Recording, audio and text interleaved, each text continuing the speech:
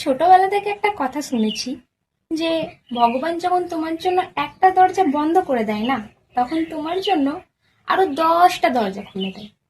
তো ওই দরজাগুলো এমনি এমনি খুলে যায় না, তোমাকে খুলতে হয়। কেমন করে? ঠিক যেমন নক করতে হয় কারোর বাড়ি গেলে, ঠিক তেমন করে, লাইক।